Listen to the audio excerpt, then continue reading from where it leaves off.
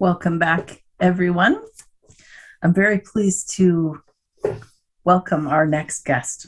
Dr. Stephen Davidson is a licensed sex therapist in private practice in the United States. He holds a PhD in clinical sexology and master's degrees in both social work and business administration. And he's the author of the book, Sexual Integrity: Finding the Courage to Be Yourself. In today's presentation, Dr. Davidson will examine how eroticism, kink, and fetishes are defined, whether it's normal or safe to be kinky, if fetishes are sexual disorders, and whether eroticism is bad. I am really looking forward to your presentation. Welcome, Dr. Davidson. Thank you. I appreciate you inviting me to be part of this very important conference. So the topic is eroticism, kink, and fetishes. And I want to start by defining what we mean by these terms. Eros was the Greek god of love, and eroticism refers to sexual love or sexual desire. Eroticism references anything that we find sexually appealing to our senses, and that includes things that we see, that we hear, taste, smell, and touch. All of those things can have the ability to raise our erotic energy.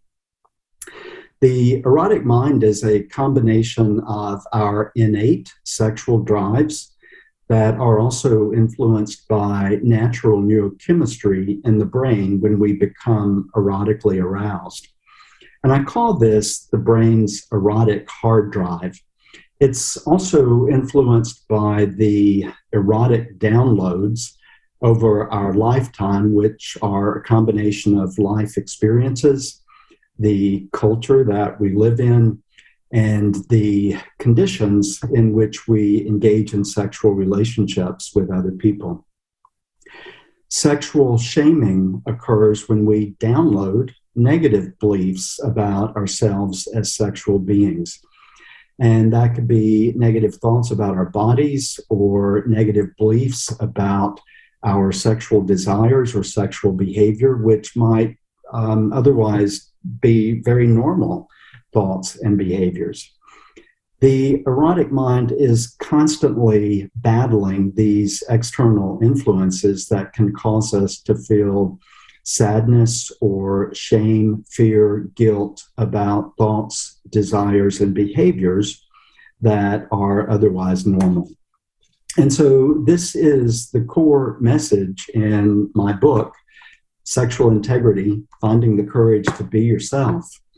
As a clinical sexologist, I help clients, individuals, and couples get to their deeper sexual truth, to peel back those layers of shame and misinformation and begin to get more honest with themselves and their partners about who they are as sexual beings, what they like, what they enjoy, what they desire.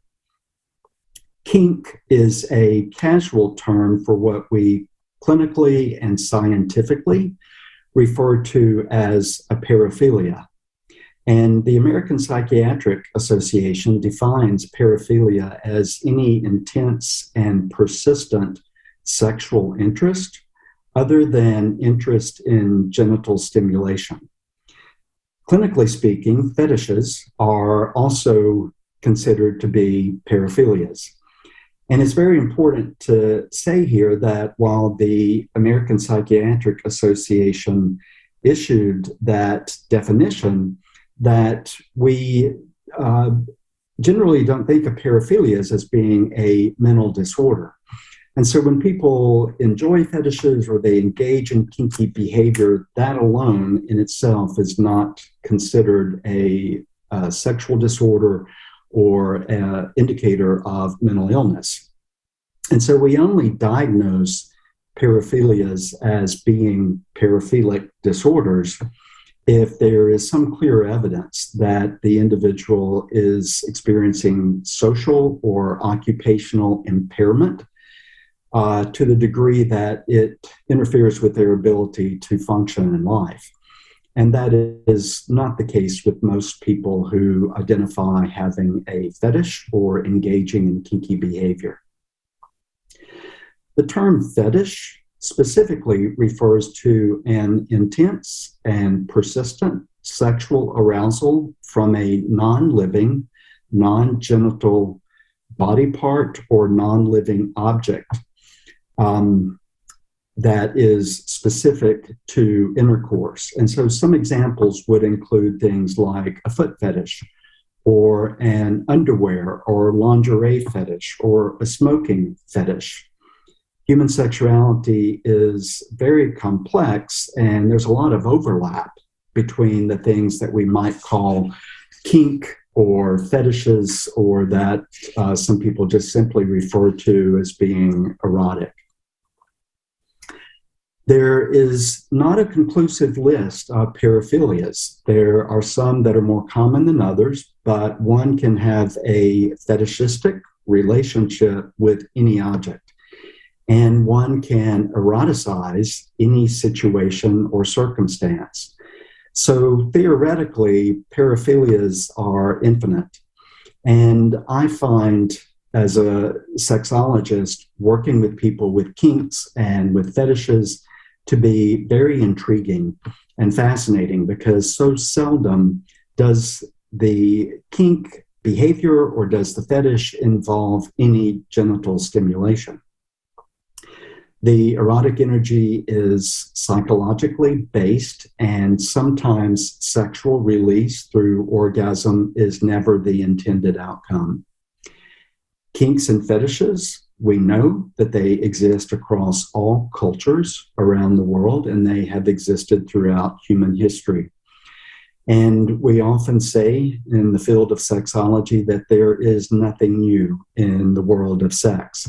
Everything that we're talking about today in terms of sexual desire, sexual behavior, has always existed throughout human history.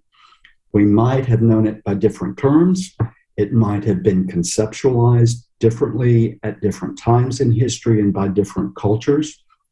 And certainly the way technology advances has influenced how we interact sexually and how we can enjoy sexual images or sexual literature. But those images have always existed in some form. And the things that we erotically enjoy in sexual behavior today, we see evidence of this throughout world history. Paraphilias are more commonly identified in cisgender men than cisgender women. Male sexual behavior generally tends to be more primal and predatory than female sexual behavior. The genetic coding for males and females is 99% identical, but that 1% difference is what differentiates the way men and women think and behave differently as sexual creatures. And I want to acknowledge here that the terms male and female are binary terms, and there are those who identify all across the spectrum of gender expression.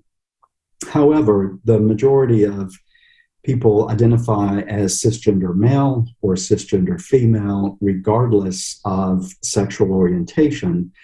And they identify in that way based on how they were labeled at birth due to either the presence of a penis or a vagina. Those who identify as transgender, which is about 1% of the population, can also have kinks and fetishes. People who identify as non-binary or gender fluid also have kinks and fetishes. But most of the research that we have available to us has been research on cisgender men and cisgender women. And what it overwhelmingly shows is that men tend to be a little kinkier, be more prone to fetishes than women. Testosterone is a hormone that fuels the sex drive for all of us. Men and women both produce testosterone, but men produce it in much higher quantities. And we start producing it in utero before we're ever born. We believe that this is very important in masculinizing the male brain so that he will think and behave more in what has been known to be traditional male sexual behavior. So testosterone does several things. It fuels the sex drive. It also fuels aggression. It impairs impulse control. Testosterone is isolative. It likes its alone time. It is not empathic. It doesn't care a whole lot about how you feel. And so this is why we see drastic differences in how men and women think and behave differently when it comes to sex. And what we also know by research is that men tend to be accused of sexual harassment more than women. Men are far more likely to be arrested for sex crimes than women. Men are more likely to identify themselves or to be labeled as sex addicts or pornography addicts, even though we know those are not legitimate diagnoses. But it's typically men who are labeled as sex addicts or pornography addicts and who identify in that way. So men sexualize objects and situations more than women, and therefore we see the presence of kinks and fetishes represented more in men than we do in women. Women bond through sex better than men. Women have better sexual impulse control, and women are not the sexual risk takers that men are. Women are generally not predatory sexually. Female sexuality is more managed and controlled than male sexuality.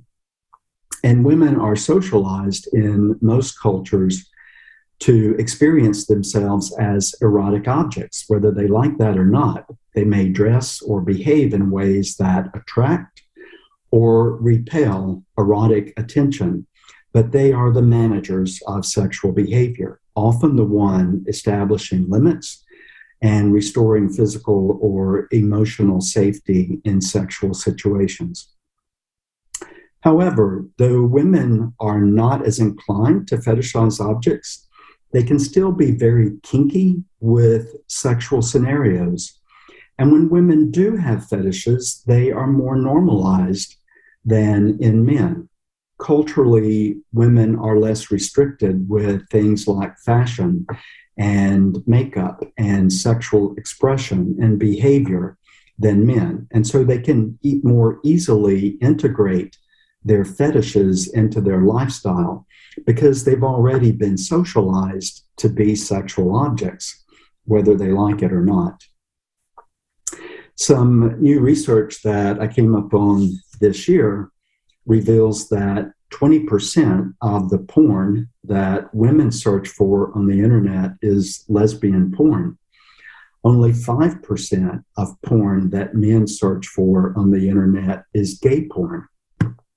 And so this just kind of reinforces what we tend to see in clinical situations, that women tend to be more fluid in their sexuality, and their sexual relationships are more about bonding and having a sexual connection, an emotional connection, than what we see for men. I also found it interesting that 25% of porn searches by women are for scenes depicting women being subjected to pain and humiliation, BDSM. Women search for porn scenes depicting women being raped 50% more frequently than men search those same scenarios. In romance novels written to appeal to women, we frequently see scenarios where she is aggressively sexually pursued by a man. The books, the movies, 50 Shades of Grey appealed almost exclusively to a female audience. Another thing that I found really astonishing and surprising is that over 40% of American women voted for Donald Trump, the pussy grabber. And they voted for him knowing that he bragged about grabbing women without their consent. When I work with straight male clients, men often talk about feeling like they get mixed messages from women about what women expect of them and what women want from them sexually. And so we see this split of women who identify with the Me Too movement, who are advocating for consent and protection of women's rights and women being respected sexually. And then we see this other demographic of women who really enjoy those scenes that depict women as being sexual objects and being in scenarios that show them, display them, being subjected to experiences where they are not being consensual. So it does seem that we get differing messages from women. We know that the kinds of characters that women find erotic in novels, in literature, in drama, in movies, are those characters of the bad boy, the daredevil, the warrior. So women might say that they really like the nurturing and sensitive guy, but that's not the guy that they find erotically sexy. Kinks and fetishes are generally benign, they are safe, they're fun, and they are not illegal. And they're not associated with a mental illness other than what I explained to you earlier. There are only 4 that are illegal, and those are paraphilias that do not involve consent. So voyeurism, which clinically we would call that voyeuristic disorder, exhibitionism, pedophilia, and frauderism are 4 kinks, paraphilias that are illegal. Kinks and fetishes are generally not exclusive, and this means that they are only one of many ways that the individual can achieve erotic arousal. A fetish or a kink that is exclusive is one in which the individual can only achieve erotic arousal through this means, and this is really quite rare. Also, where there is one, there's usually more. So one can have multiple kinks or fetishes, and they often overlap.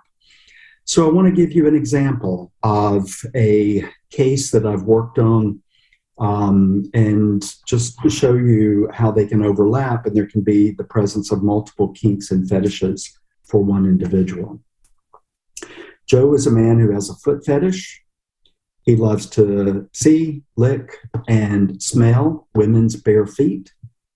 Joe also has a high heel shoe fetish, so he loves to see women walking around in high heels. He wants to rub their shoed foot across his face and across his chest. And he likes to hold their feet and rub their legs while he's holding their shoed foot in his hand. Joe is also a masochist. He likes for women to degrade him and humiliate him. So if a woman really wants to put Joe over the top, she'll put on a pair of high heel shoes, she'll walk on his back, and she'll tell him what a sorry loser he is.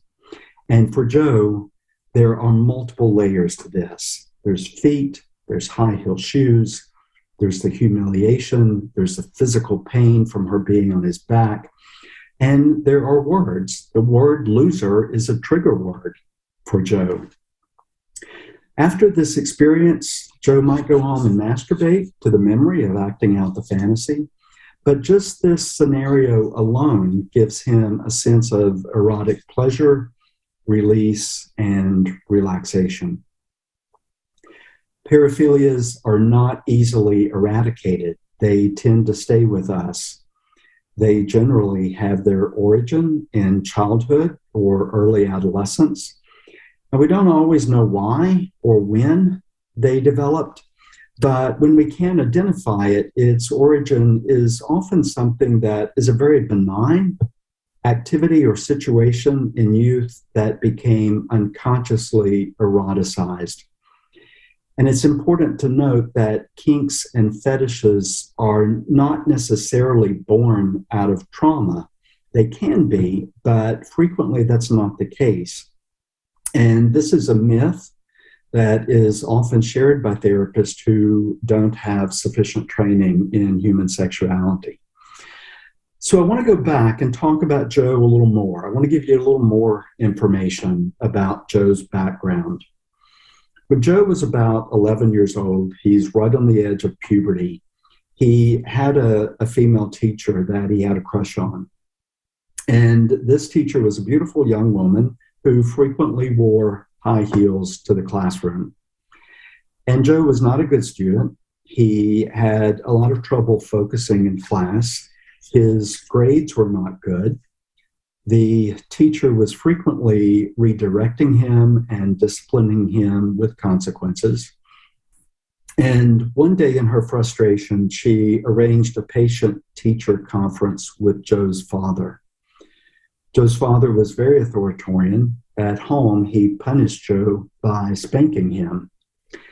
And so the father came to the school. He met with Joe, met with the teacher, and the teacher shared her frustration that Joe was not listening. He was not concentrating. He was acting out in class. He was making poor grades. And so right there in front of the teacher, the father yelled at him. He told Joe that you're just going to grow up to be a loser. You're never going to amount to anything. You're going to have to start paying attention. You're going to have to start making better grades. And he spanked Joe right there in the class in front of the teacher. And then Dad left and went back to work or went back home or wherever he was going back to. And when the father left, Joe just felt tremendous shame and embarrassment and humiliation. And the teacher felt a lot of empathy for Joe because this was not her intent. She was just trying to problem solve with the father. And so she started to console Joe and, tell him it will be okay. We'll find a way to work on this. She offered to stay after school and tutor Joe. And so as she is consoling him, Joe remembers at age 11 having an erection and becoming erotically aroused from this experience. And so when Joe thinks about the origins of his kinks, his fetishes, he reflects back on this. Often in his adolescence, he would have fantasy about what happened that day as a way to bring about erotic arousal and to stimulate himself during masturbation. I mentioned to you earlier that fetishes and kinks have psychological purposes. The eroticized object or situation allows us to access thoughts and feelings. And kinky people often talk about creating a scene, a scenario in which they can indulge their fantasy. In psychotherapy, we sometimes use psychodrama as a modality to help clients achieve change.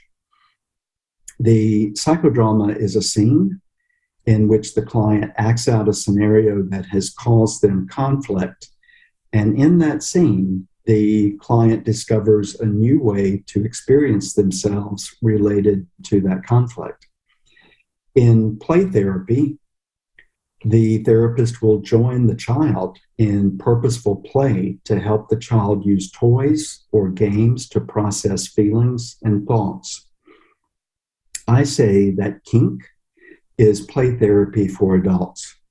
It is the psychodrama in which the individual writes, directs, and produces and stars in their own sexual drama.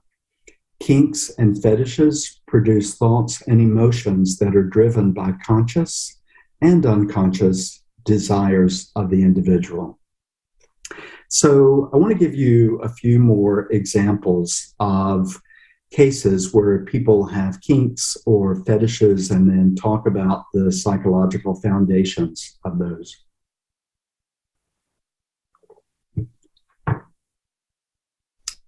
Bill is a man who likes to find men with whom he can wrestle or fight. And he gets an erotic rush from the experience of challenging men around physical strength. Now, Bill is not going out on the street and just starting fights with random strangers.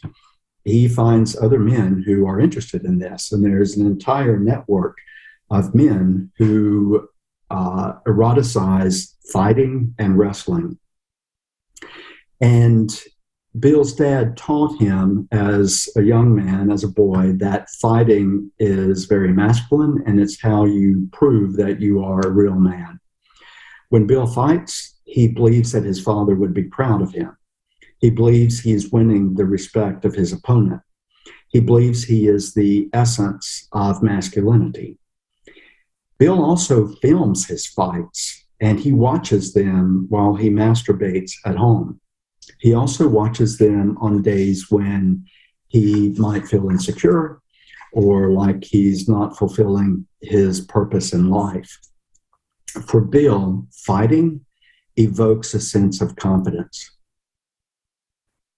John is another man who gets an erotic charge from going barefoot in public.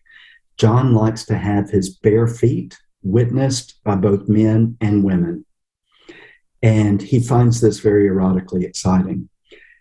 He doesn't know why this turns him on, but he just knows that he likes to walk around the pool at his apartment complex. When he's home and he has friends or has a party happening at his house, he likes to be barefoot. And nobody knows that John is getting an erotic charge from this.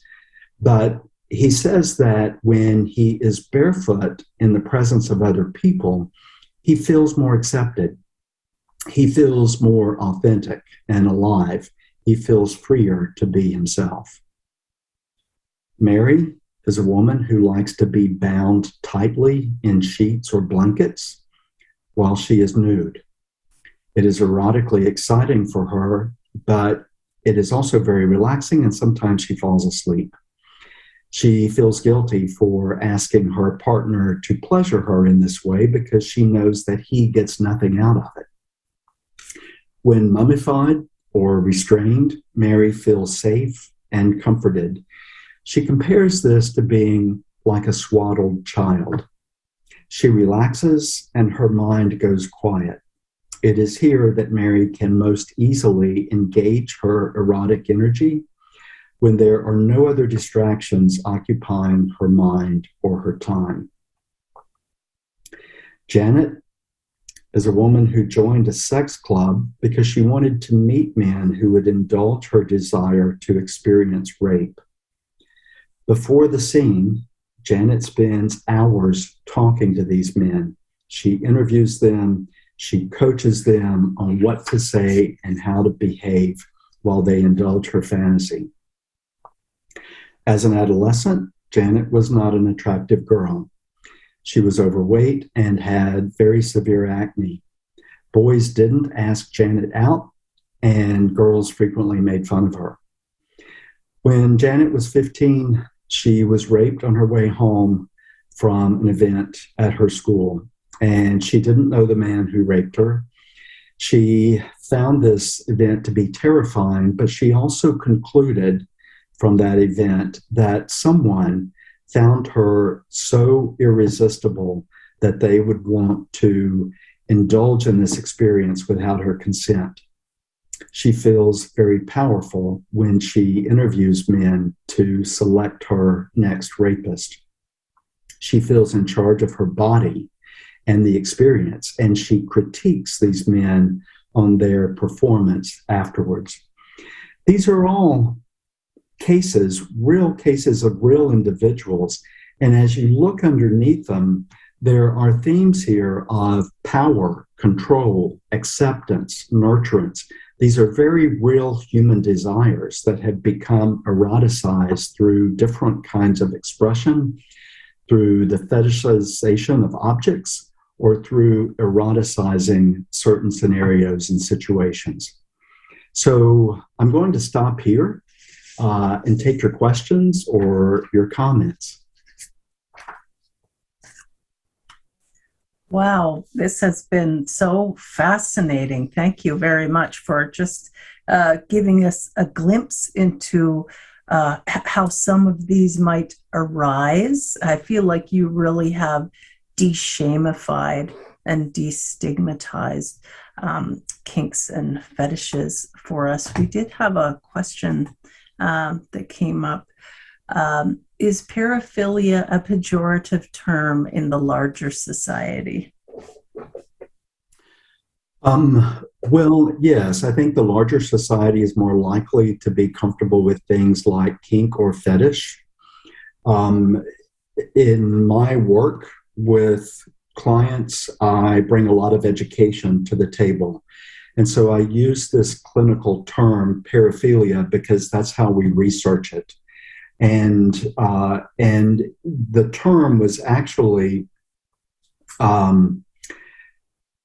coined by a Venetian psychiatrist who was looking for a better word to use with therapists when we're talking about sexual behavior than deviant, because that is how these things had been referred to previously. Mm-hmm. So people who engaged in fetishes or kinky behavior, they were referred to as sexual deviants.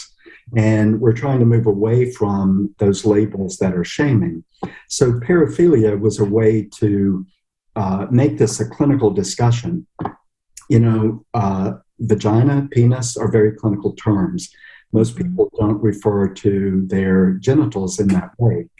But when we are being scientific or when we're working in healthcare, we try to be as clinical as possible because people are more comfortable with that and they don't misunderstand the intentions. Excellent. Thank you. Someone says, this is really helpful. How do you recommend a person explore or discover their own kinks and fetishes? Well, there are definitely a lot of online communities. There is a online format called Fet Life, Fetish Life, Fet Life. People who participate in Fet Life often refer to it as kinky Facebook. But that is an online community where there are lots of forums and discussions, and you can meet people who have similar interests. There are legal sex clubs in most cities around the States, and you know the States are pretty uptight. I think in Europe and in Canada, people are a little more liberal, and so I'm sure that those kinds of clubs exist there as well. I encourage people to join a club because they vet their members. So they're going to actually look at your driver's license. They're going to know who you are. They're going to know how to get in touch with you. There's going to be an annual membership. There are lots of classes and instruction. And these are legal clubs, so they function as legal clubs. They generally don't serve alcohol. They don't allow drugs on the premises.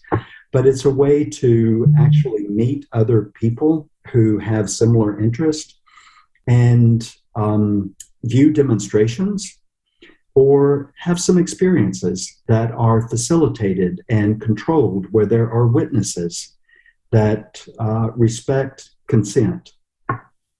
Wow. Yes. What an interesting idea. Somebody has asked, why do you think that women are showing such mixed messages in the porn research? I think it's because our society gives women a lot of mixed messages about their sexuality. And so while women are viewed as sex objects, they're also told you have to be good girls. And you have to be nice and you have to be ladylike, but we want you to be sexy. So show us some cleavage, but be a lady. And so I think women get lots of mixed messages from the world about who the world accepts you as a sexual being or wants you to be as a sexual being. And so I think that gets reflected in some of the things that I referred to earlier. I find it really interesting, even for myself, that my attractions can change, and I might be very attracted to a woman who is showing up as very, very feminine, but then I also might be attracted to a woman who looks much more masculine, and it can change from person to person or how I'm feeling, or I just think that's really interesting. Right. And so, we are gradually moving away from labels because nobody is exclusively in one box. Right. Yeah. So, people have different things at different times in life that they might enjoy erotically, or they might Mhm. find themselves attracted to different kinds of erotic energy or different kinds of gender energy at different times in their life. Yes. I'm wondering also about if you work with folks who, for them, perhaps their kink or fetish has arisen out of a non-consensual event or an assault earlier in life. And then they have shame on top of that. It's not just that, oh, I have this kink, but oh no, I think it maybe came from here. Can you talk about that a little bit at all? How do you normalize for them or help them deal with that shame? Well, the way so many therapists approach sexual abuse or sexual assault is from this perspective of talking about how awful it is and being very cautious to not blame the victim. And that's absolutely right.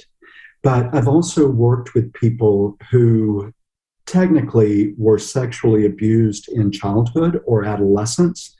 And Mm-hmm. their own view of that experience was not that it was horrible. Mm-hmm. Sometimes it was by someone that they also really loved. Mm-hmm. Sometimes it was by someone who was also the most nurturing and caring person in their life. And so they feel lots of confusion about this. Other people are looking at it and saying, what a horrible person who abused you, and they should spend the rest of their life in jail. And, they had to be this horrible psychopath. But then the person who experienced it, while it may have been confusing, it might not have been what they wanted or what they chose, they have some other feelings about it. And so my work with clients is about, again, um, helping them just be themselves, find the courage to be authentic. Let's just deal with your own personal experience of this and just look at what's true in your life. It's why I say to parents, and I don't work with children anymore, it's been a long time, but with parents of children who have been sexually abused, I have said, don't say that to them. Don't tell them that you are an abuse survivor, that something horrible happened to you, that you don't have to be ashamed of this horrible thing that happened. Let the child have their own interpretation of it, and then let's move through it from there. Because sometimes what children react to and what is traumatizing to them are the labels other people put on it and the things Mm-hmm. that people tell them. You've been ruined forever. This horrible thing happened to you. It's going to be so horrible for you to get over this. You can't talk about this. And so sexuality, while horrible things can happen for people sexually, it's also a very normal part of life. It's one of the most human things that we do is to engage in sexual behavior.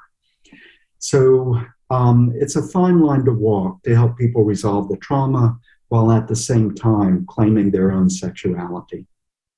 Yes, and actually, I think that falls exactly in line with this question someone has submitted. Some kink fetishes involve fantasies or harmful behaviors, such as fantasies involving rape or taboo relationships like incest, underage partners, etc. Do you have any steps for evaluating whether these are risk factors for actual dangerous behavior, whether to the client or others, or are they instead safe fantasies? They are generally safe fantasies. And I don't work with sex offenders. I have worked with some sex offenders, but Mm-hmm.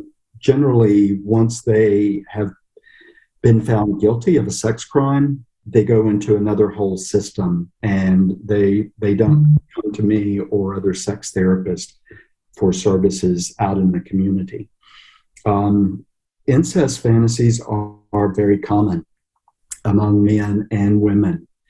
And they, so many things that we fantasize about often stay just in fantasy. We never act on them.